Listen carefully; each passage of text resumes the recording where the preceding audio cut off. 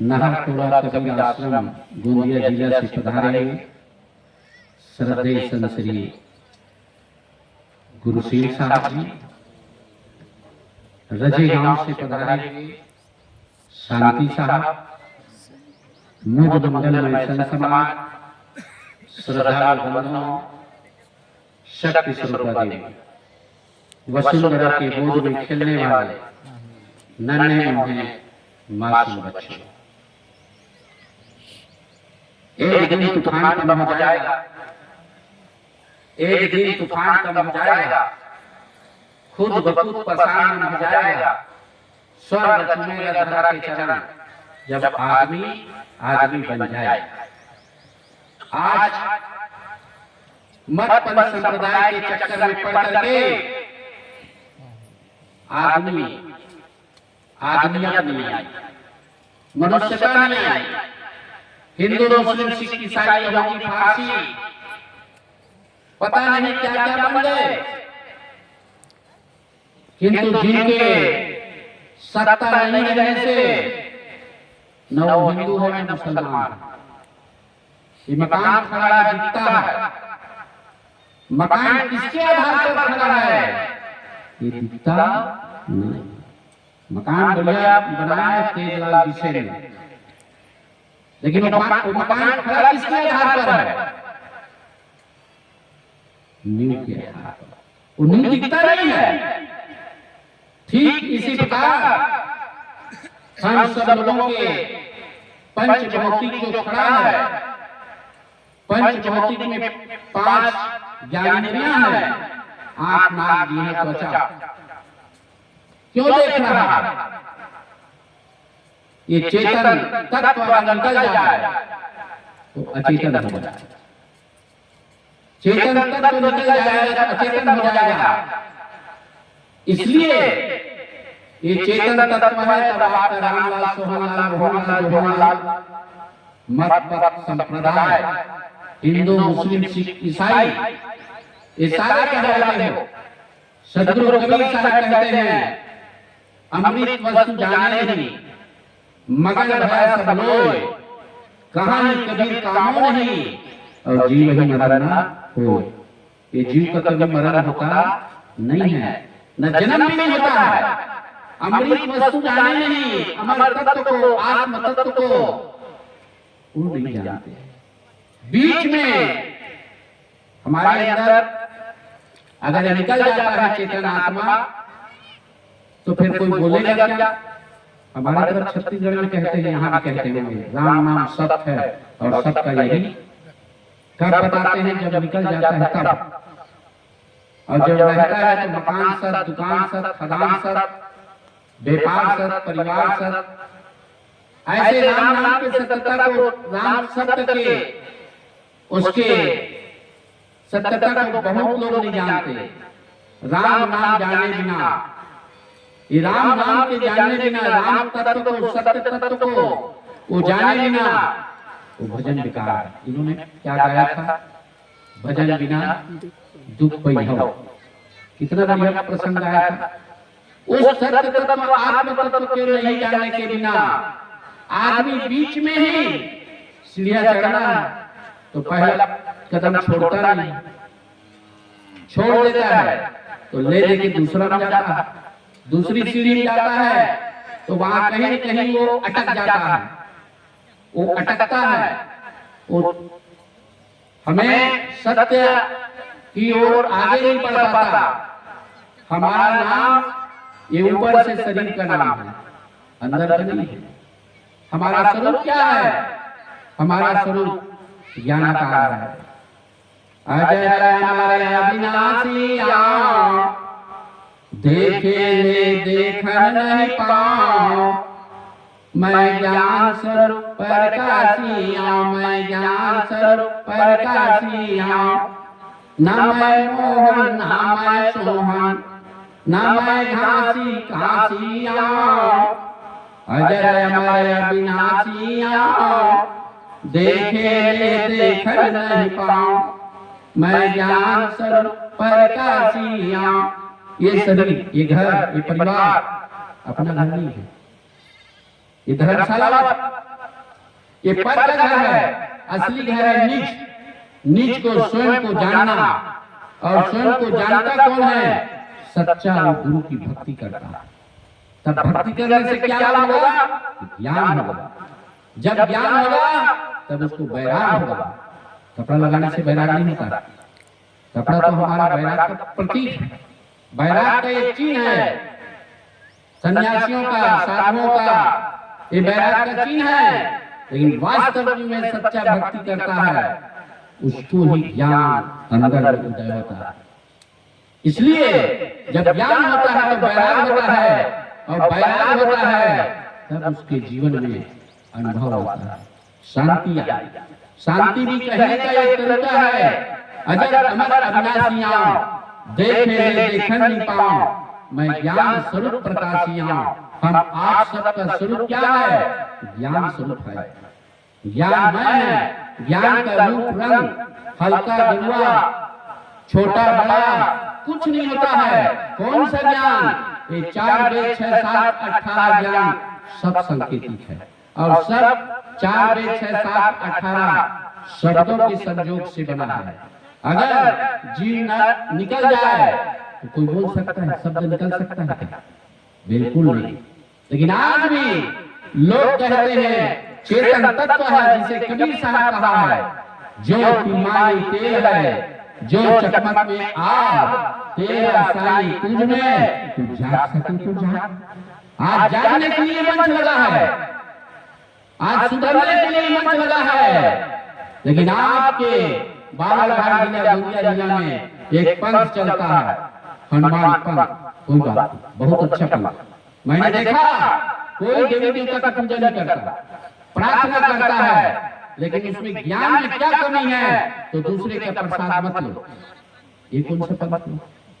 दूसरे के सत्संग न सुनो, तो इसका मतलब उसके ज्ञान में कमी है। ये कबीर का पंथ है, कबीर का मंच है। ये तो सबको श्रेय देता है और सबको वो कहता है। आइए आप भी अमृतमय वाणी को बोलिए, क्योंकि अमृत वस्तु जाने बिना वो अमृत वस्तु को वो जानता नहीं है, जिसके कारण से वो पक्ष करता है। और सत्य को नहीं जानने के कारण से हम पक्का सनातनी कहते हैं। हमारे यहाँ बड़ा मंच लगा था, बीजेपी के कार्यालय में असंग साहब थे। सारे कांग्रेस वाले को दिमाग में कोड़ भर गया बीजेपी का कार्यक्रम, केवल उन्होंने हमको दिया था अपने भवन को और कुछ नहीं। सारी व्यवस्था वो भले आदमी बीजेपी का था या कांग्रेस का, बहुत डट के सेवा किया, लेकिन सबके लोगों में ये भ्रांति छा जाता है, नहीं हम सत्य को जाने। वहां पर साहब ने कहा हम पक्का हिंदू और पक्का सनातनी। क्यों? उन्होंने सत्य को मानता है और सत्य को जानता है और सत्य को जनाने की वो बात करता है। जो सत्य को जानता है वो किसी का हिंसा नहीं करता। जबकि रामायण में लिखा है, पर एक सरस धर्म नहीं भाई, पर पीड़ा अनशन न समाई। आप हिंदू हो, राम की मानने वाले। लेकिन आज कबीर साहब इसलिए कहते हैं ये हलाल झटका मारे, आग दोनों भर दी। हिंदू मुसलमान हलाल करता है और हिंदू एक बार झटका मार के प्राण धड़ अलग कर देता है। आज भी कलकत्ता की काली माई में विजयदशमी के दिन एक पंडित ब्राह्मण मंत्र पढ़ते हैं और 2 जवान खड़ग लेकर के खट से धड़ और सिर अलग कर देते हैं और कहते हैं हम हिंदू। हिंद भावना गई नहीं, जिसके अंदर में दया नहीं, जिसके अंदर में परोपकार नहीं, किस बात के लिए हिंदू? केवल चोटी लगाने के लिए। इसी प्रकार मुसलमान भाई इधर रहम कहता है, रहम करो, रहम मेहरबान उसकी शब्द है, रहम मेहरबान। इसका मतलब होता है दया। आज दया करना है, लेकिन वो क्या करता है? दिन भर रोजा रहता है, शाम होते ही बकरी मुर्गी सब घटक जाता है। काहे के रहमान? इसलिए आज रहमान का मतलब होता है, मेहरबान का मतलब है दया करना। और जो दया करता है किसी भी मतपंथ संप्रदाय का हो, वो पक्का धार्मिक नहीं होता है। जिसके अंदर दया नहीं है, अगर जीव के लिए या आनंदी के लिए किसी प्रकार हिंसा वृत्ति का काम करता है, इसलिए सदगुरु कबीर साहब कहते हैं ये न धार्मिक है, न हिंदू है, न मुसलमान। ये मानव नहीं है, इसके अंदर तो मनुष्यता नहीं आई। अगर मनुष्यता आ जाए तो कोई भी देवी देवता पूजा करे। वो पहली कक्षा है, दूसरी कक्षा को जानना है, आगे बढ़ना है तो सत्संग में आइए। और बिन सत्संग विवेक न होई और राम कृपा बिना सुबह सुनी। संचालक महोदय, आपका 10 मिनट टाइम हो गया। जीव लिखता है, जीव लिखता है। अच्छा बढ़ा दिए तो चलो साहब शब्द और जी पर बोलो ना, बोल रहे थे। संकेत पूरी समझ रहे हैं। संकेती की एक भाषा होता है, समझदार जो होता है संकेत को समझ जाता है। हम इसको बड़ा उसको बड़ा कहना नहीं, निर्णय करना, विचार करना। मैं कह रहा हूँ, अपने नहीं कह रहा हूँ, अगला वक्ता भी कह रहा है, कोई कोई प्रमाण दे रहा है, उसके बावजूद भी विवेक एक होता है। 2 और 2 4, 3 और 1 4। ऐसे विवेक एक होता है। हमारी जोड़ चाहे कैसा भी हो, ठीक इसी प्रकार से विवेक विचार करेगा कोई, सब खलक समासा देखे। आज के संसार, आज की दुनिया ये विवेक विचार नहीं करता। विवेक विचार तो सत्संगी करता है, विवेक विचार तो भगत करता है, भक्त कहावे, लेकिन भक्ति का मर्म को नहीं जानता। भक्ति का मर्म, भक्ति का रहस्य क्या है? भक्ति का मर्म है हिंदी व्याकरण में वियोजन, पृथक्करण, अलगाव। और रामचरितमानस से अगर कहो तो मैं आपको बता देता हूँ, शिवजी को भगवान राम ने सबसे पहले कहता है, प्रथम भगत संतन कर संगा। पहला भक्ति संतों का संग है। आज पहली भक्ति संतों का संग नहीं होने के कारण से घर में, समाज में, राष्ट्र में, देश में ये विवाद है। आज सत्संग के अभाव के कारण से आदमी सत्संग करता है लेकिन विवेक नहीं जागता, क्योंकि विवेक एक ऐसा ज्ञान है आपको स्वावलंबी बनाता है, आपके अंदर सारी समस्याओं का समाधान करता है। हमारा श्री अनुराग साहब की, कुमार साहब की, कोई साहब केवल मार्ग बताएंगे, रास्ता बताएंगे, लेकिन अंदर में जब विवेक होता है तो विवेक होने से वो स्वतः वो देश काल परिस्थिति को देख करके वो रास्ता पर चलता है। इसलिए ये विवेक कहाँ से होता है? शब्द ज्ञान से होता है, निर्णय वाणी शब्द से होता है, सत्य शब्द से होता है, सत्य को परखाने वाला, सत्य को लखाने वाला ये हमारा निर्णय शब्द होता है।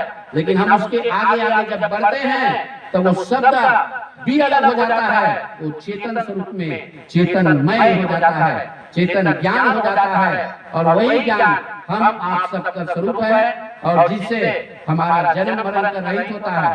अन्य मत पंथ संप्रदाय कहता है इतने वर्ष तपस्या करोगे मुक्ति मिलेगी, इतने वर्ष उपवास रहोगे आपका कल्याण होगा, लेकिन कबीर साहब कभी ऐसा नहीं कहता। वो तो कहता है अजहू ले छुड़ाए काल, अजहू मतलब अभी, ले छुड़ाए काल, काल नाम कल्पना, काल नाम वासना, काल नाम समय।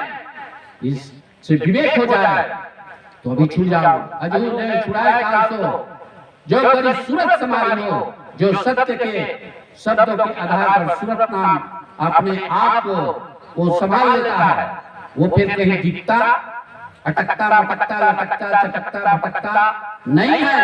लेकिन आज हम सूरत बिना सूरत आंधी कहो कहा हो जाए, द्वार पाए शब्द का फिर भटका खाए।